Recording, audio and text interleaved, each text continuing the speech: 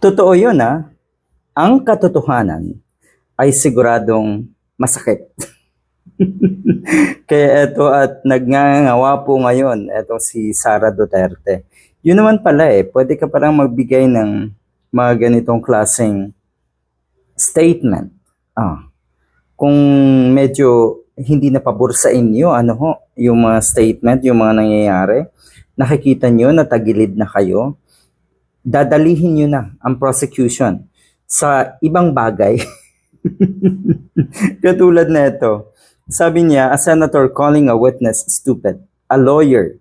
O doon muna tayo sa stupid.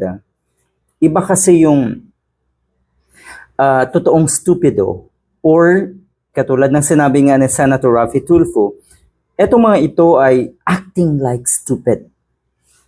Nagtatanga-tangahan.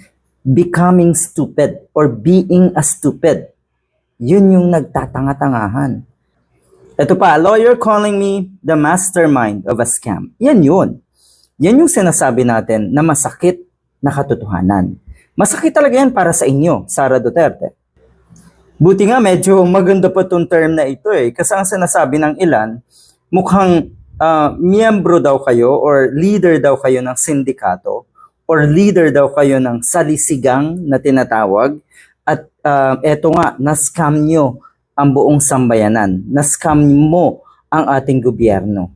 Yun yung sinasabi ng mga kababayan natin, mga netizens At ito pa, isa daw sa mga witnesses nga ay nire-refer siya sa Sara Duterte as a brat.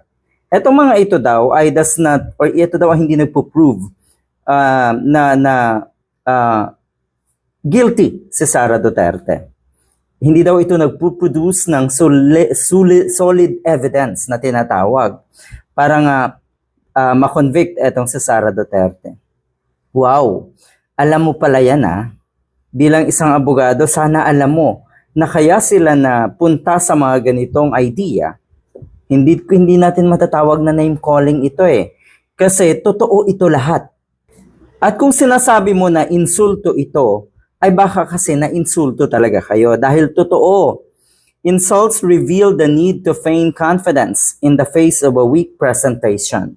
Weak daw ang presentation ng prosecution. Kaya sila nagre-resort sa ganitong klaseng statement. Sa tingin ko, kaya nga malakas ang loob nila, kaya nga matapang sila na banggitin etong lahat na ito, diretsahan sa mukha ninyo ay dahil alam nila na sa tamang landas ang prosecution.